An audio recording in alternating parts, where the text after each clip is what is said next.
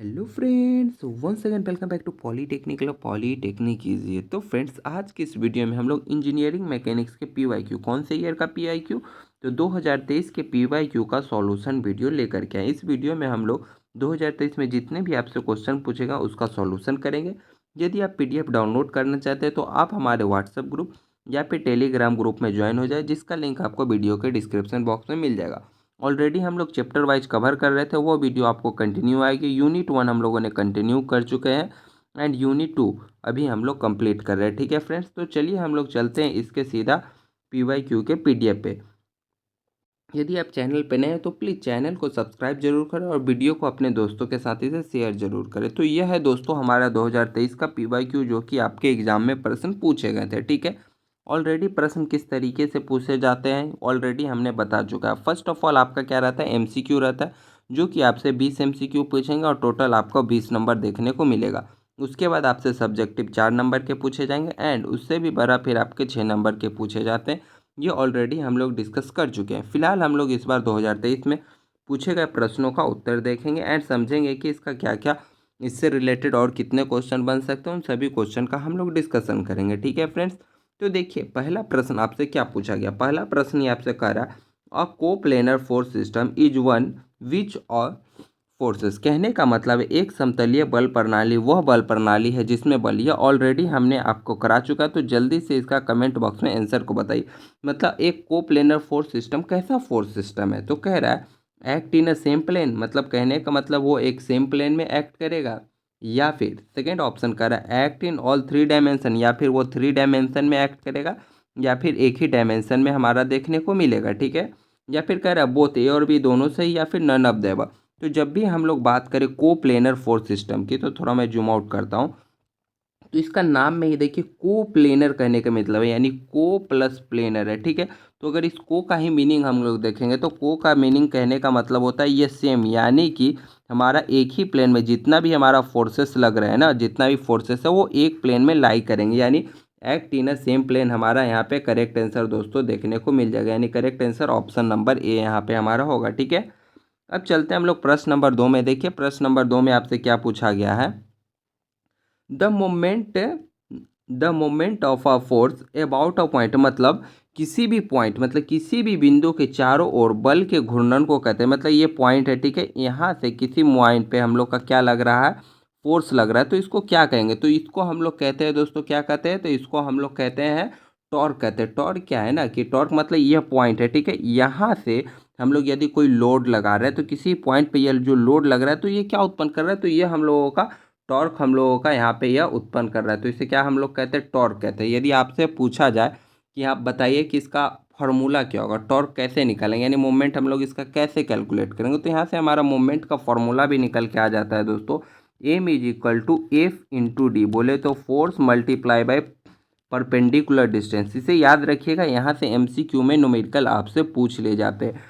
F क्या है, F क्या है, फोर्स हो जाता है, एंड ये जो मैंने डिस्टेंस बताया यह आपका डिस्टेंस हो जाता है, ये आपका पॉइंट हो गया, एंड इधर मोमेंट लग रहा है, तो ये क्या चीज़ हमारा बन रहा है, तो इसे हम लोग कहते हैं टॉर्क कहते हैं। जिससे देखते हैं जैसे गाड़ी का पहिया में नट बोल्ट को खोलते हैं तो क्या मोमेंट अप्लाई कर रहा है, ये मोमेंट अप्लाई हो रहा है, देन क्या उत्पन्न हो रहा है, हमारा टॉर्क उत्पन्न हो रहा है, एंड टॉर्क उत्पन्न होने के कारण हमारा बोल्ट हमारा खुल जा रहा है। ठीक है, एंड ये रहा उसका फॉर्मूला। अब आपको एक चीज़ कमेंट बॉक्स में बताना है कि टॉर्क का एसआई यूनिट क्या होता है। इसका एसआई यूनिट आपको कमेंट बॉक्स में बताना, ऑलरेडी हमने बता चुका है। ठीक है, चलते हैं क्वेश्चन नंबर 3 पे। क्वेश्चन नंबर 3 बोल रहा है, when resolving a force into orthogonal component the component usually, मतलब ऑर्थोगोनल कंपोनेंट में यदि हम विघटित करते हैं किसी भी फोर्स को, देन वो कैसे ब्रेक होते हैं। तो मैंने पहले भी बताया कि ऑर्थोगोनल में जब भी हम लोग ब्रेक करते हैं तो वो परपेंडिकुलर ब्रेक होते हैं। जैसे मान लीजिए आपका कोई भी दो फोर्सेस है, ठीक है, कोई भी ऐसे इंक्लाइन फोर्सेस है, इसको हम लोग ब्रेक करेंगे। ठीक है, तो ये जब भी हम ब्रेक करेंगे तो ये दो कंपोनेंट में ब्रेक होता है।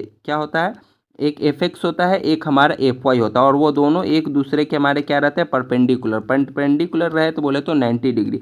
एक हमारा एफ वाई में ब्रेक होगा, एक हमारा एफ एक्स में ब्रेक होगा। ठीक है, तो इसे कहते हैं हम लोग क्या किया, ऑर्थोगोनल को हम लोग कंपोनेंट को विघटित किए, तोड़े। तोड़े तो किस में टूटा, एफ एक्स और एफ वाई में टूटा, और दोनों एक दूसरे के क्या रहते हैं, परपेंडिकुलर। तो ऑप्शन नंबर बी हमारा यहाँ पे करेक्ट आंसर देखने को मिल जाएगा फ्रेंड्स। ठीक है, अब हम लोग चलते हैं क्वेश्चन नंबर 4 में। क्वेश्चन नंबर 4 मोस्ट इंपॉर्टेंट है। यहाँ से क्या रहते हैं, 4 नंबर में भी क्वेश्चन पूछे जाते हैं लेबनिज थ्योरम को एक्सप्लेन करने के लिए। ठीक है, कह रहा है Leibniz theorem is applicable to a system of force. Leibniz theorem कहाँ पे एप्लीकेबल होगा, तो लेबनिज थ्योरम देखिए एप्लीकेबल होने के पीछे कंडीशन रहते हैं। 4 नंबर एग्जाम में आपसे यही पूछा जाता है, write down the condition of applicable for Lebanese theorem, या फिर उसको सेटिस्फाई करने वाला कौन कौन सा कंडीशन होता है। तो उसमें सबसे पहला कहता है कि जो हमारे सिस्टम होना चाहिए वो तो इक्विलिब्रियम होना चाहिए। लेकिन यहाँ पे बात कर क्या रहा है क्वेश्चन में, देखिए पैरेलल बोला है, कनकरेंट बोला है, कोलिनियर बोला है, नॉन कोप्लेनर बोला। ऑलरेडी ये सभी चीज़ क्या है मैंने आपको पहले लेक्चर वीडियो में, थ्योरी वीडियो में देख चुके हैं। तो लेबनिज थ्योरम में बोलता है ना कि जितना भी हमारे फोर्सेस है वो हमारे क्या रहने चाहिए, को प्लेनर एंड कनकरेंट। को प्लेनर बोले तो सभी फोर्सेस हमारे एक ही तल में होने चाहिए, एंड कनकरेंट बोले तो एक ही बिंदु से पास करने चाहिए, यानी ऑप्शन नंबर बी हमारा करेक्ट आंसर होगा। अब जरा लेबनिज थ्योरम क्या है वो भी मैं आपको बता देता हूँ कि लेबनिज थ्योरम आखिरकार हमारा है क्या। तो लेबनिज थ्योरम देखिए सिंपली ये 3 फोर्सेस के लिए बना है। यदि मान लीजिए आपका ये पास ये 3 फोर्सेस है, ठीक है, इन 3 फोर्स में मान लीजिए ये ए है, ये हमारा बी हो जाता है, ये सी हो जाता है, और ये तीनों फोर्सेस इक्विलिब्रियम में रहते हैं। फर्स्ट कंडीशन आपका यही कहा गया, ठीक है। मान लीजिए ये हमारा अल्फा एंगल हो गया, ठीक है, ये हमारा एंगल बीटा हो गया, ये हमारा गामा हो गया। तो लेबनिज थ्योरम के अनुसार से एक फॉर्मूला है जिसे आप लोग याद रखना है कि ए बाई, मतलब ए क्या है, ये वाला फोर्सेस डिवाइडेड बाई इसका अपोजिट एंगल। इसका अपोजिट कौन सा एंगल है, इसका अपोजिट अल्फा है, तो ए बाई साइन अल्फा हो जाएगा। ठीक है, यहाँ पे मैं इस लिख के सिर्फ लिख रहा हूँ।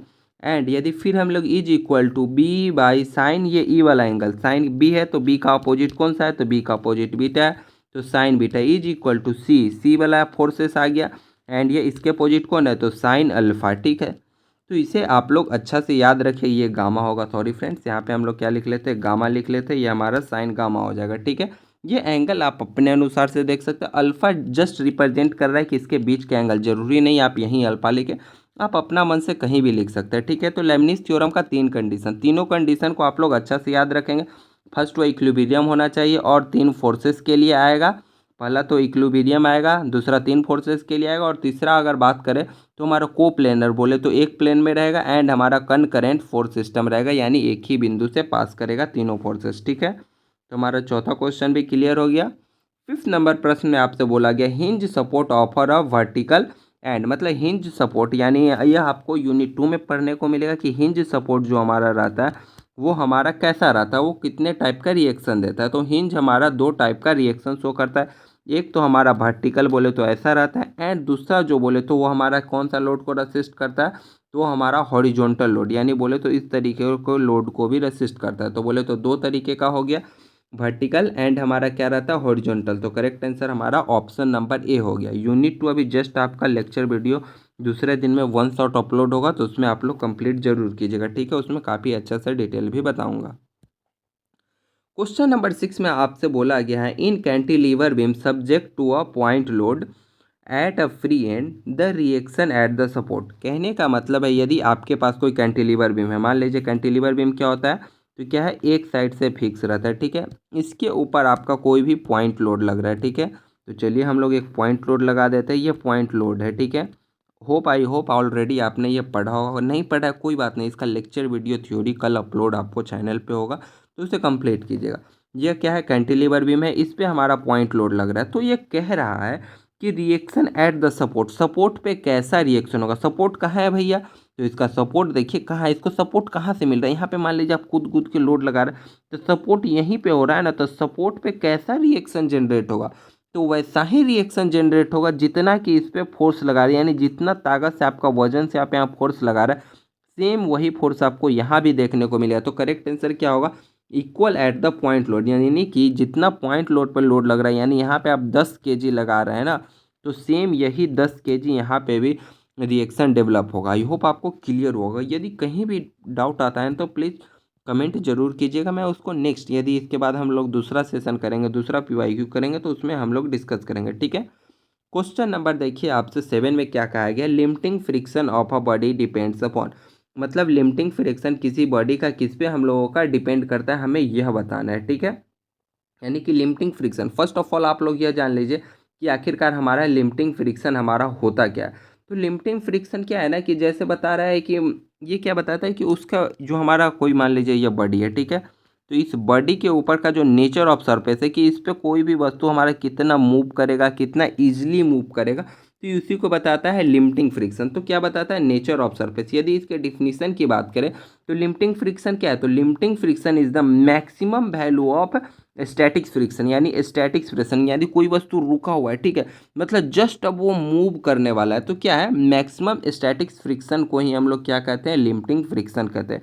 स्टैटिक्स फ्रिक्शन कहने का मतलब है वस्तु अब हमारा रुका हुआ है। स्टैटिक्स फ्रिक्शन बोले तो वस्तु हमारा रुका हुआ है, ये भैया आराम से रुके हुए हैं। अब इसको जैसे ही धक्का लगा रहा है तो अब ये जस्ट अब मूव करने ही वाला है, यानी जैसे ही मूव करने से जस्ट पहले वाले फ्रिक्शन को हम लोग क्या बोलते हैं, लिमिटिंग फ्रिक्शन कहते हैं, ठीक है। तो लिमिटिंग फ्रिक्शन क्या है, तो ये ओवरकम करता है स्टैटिक्स फ्रिक्शन को, मतलब स्टैटिक्स फ्रिक्शन, ये बॉडी रुका हुआ, अब इसको खूब धक्का दिया जा रहा है, खूब धक्का दिया, जस्ट अब ये मूव करने वाला है, तो उसी समय के फ्रिक्शन को हम लोग लिमिटिंग फ्रिक्शन कहते हैं। और ये क्या बताता है, तो और ये सतहों की प्रकृति को बताता है, बोले तो नेचर ऑफ क्या बताता है हमारा, नेचर ऑफ सरफेस को हमारा बताता है, ठीक है। अब हम लोग चलते हैं अपने next number question, question number 8। Question number 8 एक मस्त सा न्यूमेरिकल है, तो न्यूमेरिकल आप लोग अच्छा से क्लियर जरूर कीजिएगा, ठीक है दोस्तों।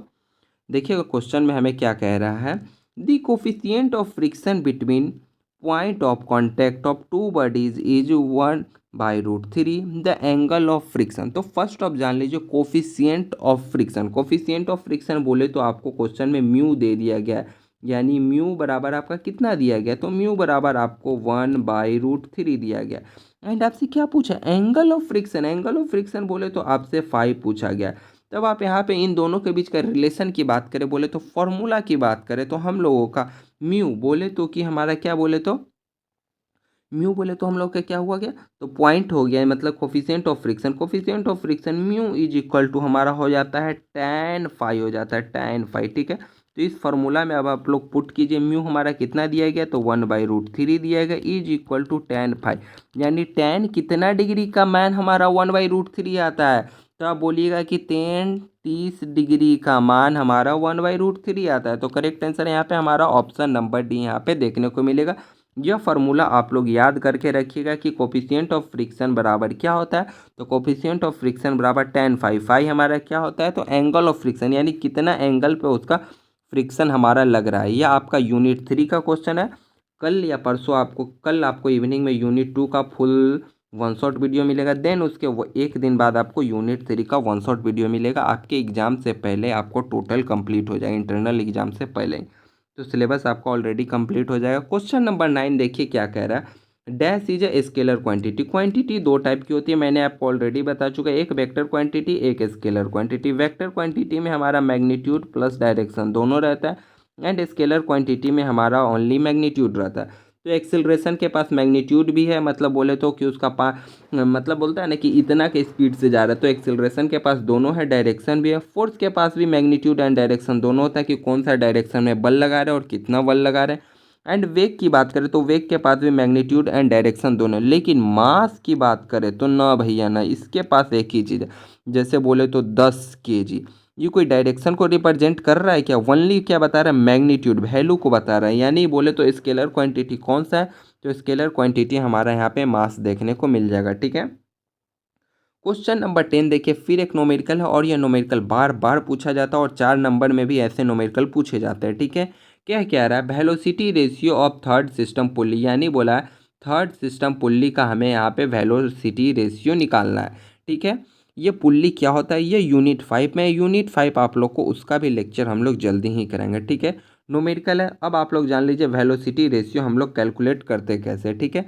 तो वेलोसिटी रेशियो वी आर से हम लोग इसे डिनोट करते हैं, तो वी आर बराबर हम लोगों का हो जाता है 2⁻n−1, ठीक है। अब आप बोलिएगा एन क्या है, तो एन हमारा है नंबर ऑफ पुल्ली, यानी कि हमारा कितना पुल्ली दिया गया। तो ये थर्ड सिस्टम देखिए, इसमें कितना बोला गया है, कौन सा पुल्ली हो गया, वेलोसिटी रेशियो ऑफ हमारा थर्ड सिस्टम पुल्ली। तो थर्ड सिस्टम पुल्ली के अनुसार से हमारा एन का मान कितना हो जाएगा, तो एन बराबर हम लोगों का यहाँ पे कितना देखने को मिलेगा, तो N velocity ratio third system pulley, यानी एन का मान हमारा कितना होगा, तो एन का मान हम लोगों का यहाँ पे 4 होगा। तो 2⁻4 रखेंगे, 2 के पावर 4 -1, 2 के पावर 4 करेंगे तो हमारा कितना आएगा दोस्तों, तो 2 की पावर 4 आपका 16 आएगा। 16 में से 1 घटा देंगे तो हम लोगों का 15 आ जाएगा, जो कि हम लोगों का करेक्ट आंसर यहाँ पे हम लोगों को देखने को मिल जाएगा दोस्तों। ठीक है फ्रेंड्स, तो इसका करेक्ट आंसर हमारा ऑप्शन नंबर सी यहाँ पे हो जाएगा। ठीक है, अब हम लोग चलते हैं हम लोग अपने अगले प्रश्न पे। अगला प्रश्न देखिए हम लोगों का क्या कहा गया है। The velocity ratio of simple screw jack with length L, मतलब उसका जो लेंथ है वो एल है एंड पिच हमारा क्या है, पिच हमारा पी है। स्क्रू जैक क्या रहता है ना, स्क्रू जैक बीच में देखिएगा एक ऐसा सर्कुलर रहता है ये वाला, इस पे ऐसे लोड लगा रहता है। ये रफ डायग्राम बना रहा है, एग्जैक्ट मत समझिएगा। ठीक है, ये रफ डायग्राम है, यहाँ पे इसका हैंडल लगा रहता है, इधर ऐसे करके क्या रहता है हमारा स्टैंड रहता है। जो स्क्रू जैक नहीं देखे गाड़ी का चक्का उक्का उठाने में, तो इस टाइप का स्टैंड हमारा रहता है। तो क्या रहता है ना, यह वाला जो चीज़ है हमारा, ये ऐसे round round round round round round गोल गोल गोल गोल घूमता है एंड यह जी धीरे धीरे हमारा ऊपर जाता है। तो इसमें आपसे पूछा गया है कि इसका वेलोसिटी रेशियो हमारा क्या होगा। तो इसका वेलोसिटी रेशियो सिंपल निकालने का फॉर्मूला होता है। वेलोसिटी रेशियो क्या होता है, तो वेलोसिटी रेशियो हमारा वी आर बराबर, सिंपल यदि फार्मूला की बात करें तो डिस्टेंस मूव्ड बाय एफर्ट, यानी डिस्टेंस मूव्ड बाय एफर्ट, यानी एफर्ट यानी ताकत लगाने पे कितना दूरी जाता है, दूसरा divided by distance moved by load, यानी कितना लोड लगाने पे वो वस्तु कितना ऊपर गया। ठीक है, तो हम क्या ही बताइए, बीच वाला जो रहता है यह क्या रहता है हमारा सर्कुलर रहता है। ठीक है, यानी गोल रहता है एंड यही रोटेट होता है, तो धीरे धीरे हमारा जो वस्तु है ऊपर जाता है। तो जैसे ही यह एक राउंड घूमेगा, यानी कि एक राउंड मारा तो इसका सरकमफ्रेंस, यानी सर्कल है तो सर्कल का सरकमफ्रेंस क्या हो जाएगा हमारा 2πl हो जाता है। ठीक है, and distance moved by load, जैसे एक राउंड ये कंप्लीट करेगा तो एक घट ऊपर चल जाएगा। मान लीजिए नट बोल्ट है, नट को एक राउंड आप घुमाइएगा तो एक घट देखिएगा ऊपर चल जाएगा, यानी क्या चल जाएगा, पिच ऊपर चला जाएगा। तो यह हो गया आपका वेलोसिटी रेशियो, 2πl/p हो जाएगा। ठीक है, तो इसका करेक्ट आंसर हम लोगों का ऑप्शन नंबर बी यहाँ पे देखने को मिलेगा। जब मैं सिंपल स्क्रू जैक यूनिट 5 पढ़ाऊंगा ना, तो ये वेलोसिटी रेशियो क्या है अच्छा से कैलकुलेट करना सिखाऊंगा। ठीक है, ये यूनिट 5 में, यूनिट 5 पहले कंप्लीट करेंगे हम लोग, यूनिट 2 देन फ्रिक्शन कंप्लीट करेंगे, यूनिट 3 देन यूनिट 4 से पहले हम लोग क्या करेंगे, यूनिट 5, क्योंकि यह ज़्यादा इंपॉर्टेंट है। देन हम लोग यूनिट 4 पे वापस आएंगे। ठीक है, तो इस तरीके से हम लोग कंप्लीट करेंगे। चैनल सब्सक्राइब जरूर कीजिएगा, कहीं भी डाउट आ रहा है तो बताइएगा। यह क्या है ना, इसको आप लोग को डायरेक्ट याद कर लेना रहता है, बट मैं आपको बता दिया। जस्ट इमेजिन कीजिए ना, सिंपल स्क्रू जैक है ये आपका, ये बीच वाला सर्कुलर रहता है। ठीक है, इस यहाँ पे हैंडल रहता है, ये हैंडल घुमाते हैं तो ऐसे ऐसे मतलब क्या है ना, गोल गोल गोल गोल घूमता है। तो एक राउंड मारेगा तो एक सरकमफ्रेंस हो गया, एक सर्कल कंप्लीट किया तो सर्कल कंप्लीट किया तो 2πl हो जाता है हमारा। और जैसे एक सर्कल कंप्लीट किया तो एक पिच ऊपर चढ़ जाएगा, तो 2πl डिवाइडेड बाई क्या हो जाएगा, पिच हो जाएगा हमारा। तो correct answer option number B हो गया। जस्ट मैंने आपको इमेजिन कराया हूँ, आगे जब इसका 3D व्यू दिखा के जब पढ़ाएंगे तो आपको अच्छा क्लियर होगा। ठीक है, नेक्स्ट क्वेश्चन देखिए, कहा गया a couple is form by, मतलब एक कपल कैसे बनता है। तो कपल बनने के लिए मैंने ऑलरेडी आपको बताया, यदि ये वस्तु है, ठीक है, यहाँ पे कपल बन रहा है, तो ठीक है, तो क्या रहता है, two equal and opposite forces. Equal and opposite forces कहने का मतलब एक फोर्सेस यहाँ से लगा, ठीक है, एंड एक फोर्सेस यहाँ से लगा। ठीक है, तो मान लीजिए अभी वस्तु है तो ये गोल गोल गोल गोल घूमने नहीं लगे, ये इधर घुमा रहा है, ये इधर घुमा रहा है, तो इसी को कहते हैं couple.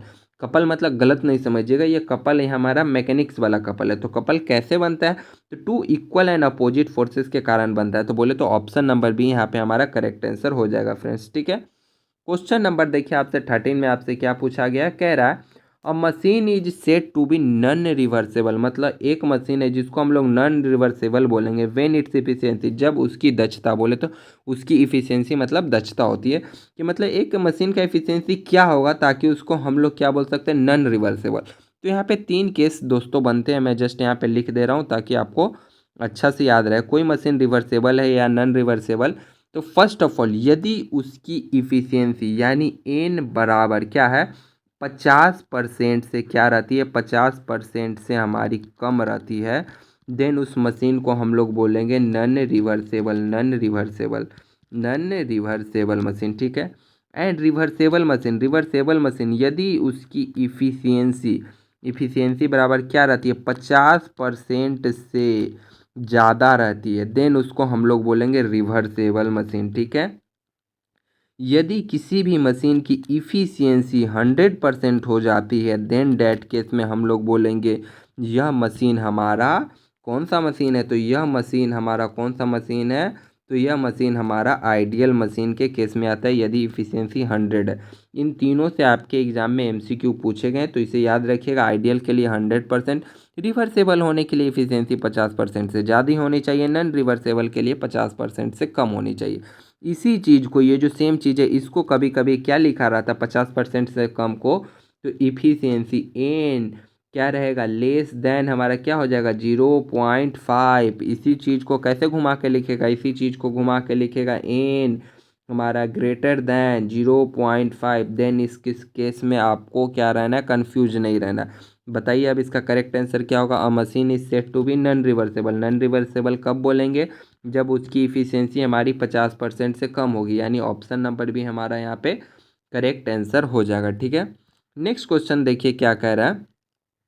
Centroid of semi circle radius R from its base its distance. मतलब सेंट्रॉयड बताना है सेमी सर्कल। जैसे मान लीजिए ये आपका यहाँ पे एक सेमी सर्कल हम बना दे रहे हैं, सर्कल का आधा। ठीक है, सेमी सर्कल, इसका सेंट्रॉयड मतलब इसका सेंटर में इस पॉइंट पे, इसका मतलब इस डिस्टेंस से इसका सेंट्रॉयड हमारा क्या होगा, तो सेंट्रॉयड यहाँ पे होगा हमारा वाई बार, यानी इस वाई एक्सिस से इसकी जो दूरी होगी हमारा वाई बार बराबर हो जाएगा 3r। इसे ऐसे लिखते हैं, मैं बता दे रहा हूँ, ये प्रूफ करके मैं दिखाऊंगा। ये यूनिट 4 में आपका आएगा। यूनिट 4 हम लोग लास्ट में करेंगे। यूनिट 4 से देखिए कभी हम लोगों को क्वेश्चन देखने को मिला 4r/3 होता है। ठीक है, तो ये रहा इसका सेंट्रॉयड। कुछ फिक्स है, सेमी सर्कल है, ट्रायंगल है, इन तीनों का आपके एग्जाम में क्या पूछता है, सेंट्रॉयड पूछता ही पूछता है। तो इसे आप लोग रट लीजिए, या फिर मैं इसे कैलकुलेट करना आपको सिखाऊंगा। ठीक है, थोड़ा सा बस पेशेंस रखिए दोस्तों। क्वेश्चन नंबर 5 में देखिए आपसे क्या बोला गया, सॉरी क्वेश्चन नंबर 15 में क्या बोला गया है। अ बीम सपोर्टेड वन और more than two support is called. मतलब किसी बीम में एक या एक से, मतलब दो या दो से ज़्यादा सपोर्ट है, तो उसे हम लोग क्या कहेंगे। जैसे मान लीजिए यह बीम है, ठीक है, एक सपोर्ट यहाँ पे लगा हुआ है, एक सपोर्ट यहाँ पे लगा हुआ है, एक सपोर्ट यहाँ लगा हुआ है, मतलब मोर देन टू सपोर्ट है, तो वैसे बीम को हम लोग क्या बोलते हैं, तो वैसे बीम को हम लोग कंटिन्यूअस बीम बोलते हैं। बोले तो करेक्ट आंसर हमारा ऑप्शन नंबर बी होगा। अब आप सोच रहे होंगे भाई फिक्स्ड बीम क्या होता है, कैंटिलीवर बीम क्या होता है, सिंपली सपोर्टेड बीम क्या होता है। तो कल तक का वेट कीजिए, आपको यूनिट 2 टोटल मिलेगा। फिलहाल अभी मैं जस्ट आपको ओवरव्यू देता हूँ। फिक्स्ड बीम कहने का मतलब उसका दोनों एंड, ये बीम है तो इसको भी फिक्स कीजिए और ये एंड को भी फिक्स कीजिए, तो ये फिक्स बीम हो जाता है। कंटिन्यूअस बीम में दो से ज़्यादा सपोर्ट रहता है। कैंटिलीवर बीम अभी बताएं, ये आपका कैंटिलीवर बीम है, वन एंड इसमें फिक्स रहता है। सिंपली सपोर्टेड बीम में एक साइड ऐसे रहता है एंड दो सपोर्ट लगा रहता है, तो उसे सिंपली सपोर्टेड बीम कहते हैं। ठीक है, कल मैं इसका 3D डायग्राम के साथ बताऊंगा एंड इसका उपयोग रियल लाइफ में कैसे अफेक्ट करते हैं ये सभी बीम, वो भी आपको एग्जाम्पल के साथ कल मैं इसका वीडियो लेकर के आऊँगा। क्वेश्चन नंबर 16 देखिए आपसे क्या बोला गया है। The number of reaction component possible at a roller supported generally loading in. कहने का मतलब है यदि रोलर सपोर्ट है, रोलर सपोर्ट कैसा होता है, तो रोलर सपोर्ट कुछ इस तरीके का होता है। ठीक है, ये आपका रोलर सपोर्ट है, यह मूव कर पाता है। ठीक है, तो रोलर सपोर्ट में हमें बताना है कि उसका जो हमारा सपोर्टिंग रिएक्शन है वो किस टाइप का रहता है। तो रोलर में हम लोगों का सिर्फ ओनली एक ही रहता है, क्या रहता है, तो रोलर हमारा परपेंडिकुलर, यानी ऊपर से ऐसे लोड लगेगा ना तो इसको रेसिस्ट कर पाएगा, तो ओनली परपेंडिकुलर लोड को रेसिस्ट करता है। मतलब उसका सपोर्ट रिएक्शन किधर जाएगा, तो ओनली इसमें हमारा क्या रहेगा, 1 रहेगा। अब बोलिएगा 1 क्यों रहेगा, इसमें इधर से नहीं रहेगा क्या, तो इधर से मान लीजिए यदि फोर्स लगाते हैं, मान लीजिए आप और कहीं पे रोलर सपोर्ट, नीचे रोलर लगा के सपोर्ट किए, तो इधर से जैसे ही धक्का मारिए क्या करेगा, ये आगे घूम जाएगा, इधर से धक्का मारिएगा इधर घूम जाएगा। लेकिन ऊपर से जैसी ताकत लगाइए तो ये जस का तस रह जाएगा, तो एक ही लोड को रेसिस्ट कर पा रहा है, तो 1 इसका करेक्ट आंसर हो गया।